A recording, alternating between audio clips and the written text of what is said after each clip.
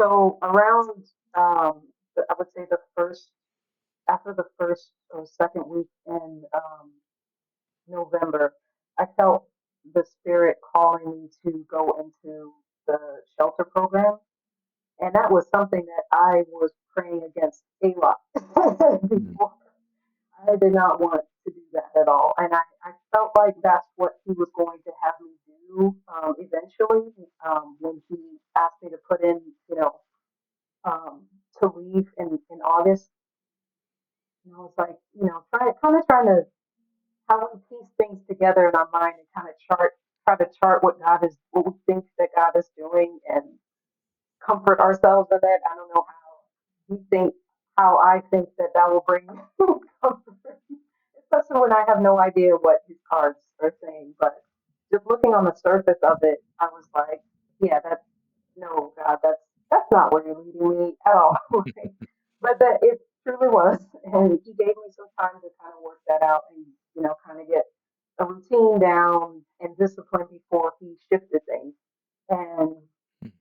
so he had me leave, and he showed me a scenario of things that might happen if I chose to stay where I was at. So I knew that I needed to leave for my safety as Mm. well. So I ended up going into an intake shelter in Brooklyn, and that was a really jarring experience because I didn't expect to lose a lot of freedom and a lot of I would say autonomy over my time and just my yeah and my possessions, everything. I didn't realize how much I was going to relinquish, going into it. But God moved quickly. I remember, going into that shelter and um, just being thankful for a bed.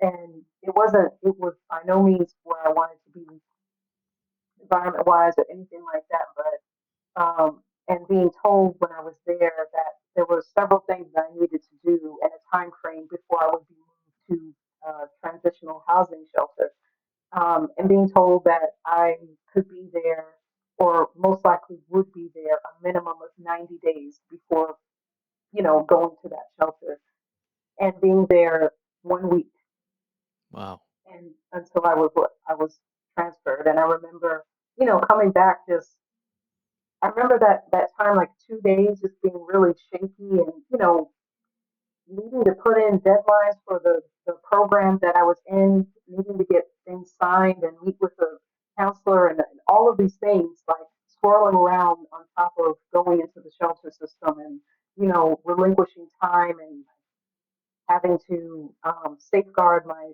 things in a way that all these things that you didn't think to factor in because you're being obedient to the Lord. You have no idea what that means, and it was an amount of stress and um, just giving up things that I wasn't expecting, and still seeing him move like that. It wasn't, I remember coming off of a fast.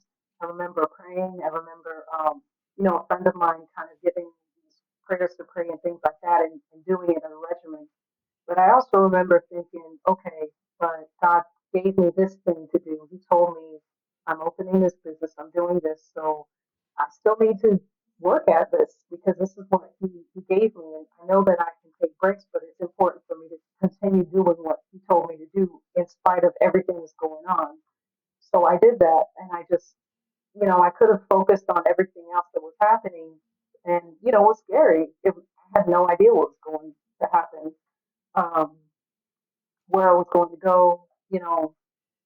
There were a lot of different people around me, and as you can imagine, a lot of different spirits around. And I just kept God in my forefront and made sure that the Spirit was around me, and He would bring people who carry the Holy Spirit around me too. I met someone who I didn't even know was in the same room as me, who was we ended up meeting, and then we found out that we were in the same room later on, and I just saw incredible works of His, and Him still showing me like I'm in this too, Mm.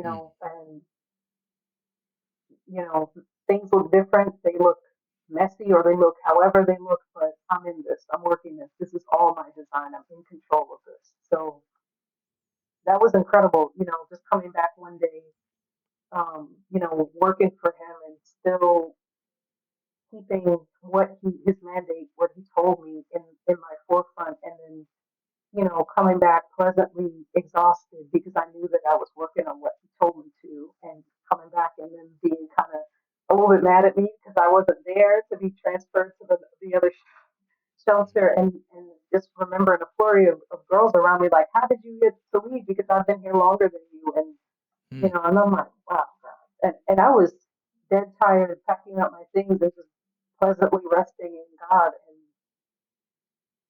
going on a midnight caravan to the next shelter that I would be at. And, I ended up experiencing incredible spiritual warfare there like I'd never experienced before. But, um, my time being at the first shelter and just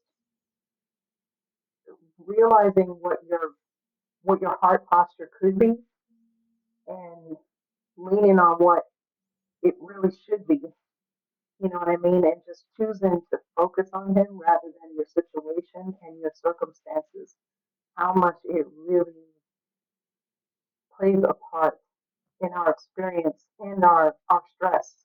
mm, You know, I remembered, and it makes like my worries were on what he had me focused on, not on everything else around me. And it wasn't as though I wasn't like, God, what is going on? I was praying to him, but I was still going on my prayer walks. I was still in the word. I was still, worshiping and fasting and praying and everything, and just placing him at the forefront. mm, And just when you come back and you think like, wow, I was doing what you told me to do, and now you moved, and I didn't know you were gonna move, and just seeing all those things, I'm like, wow.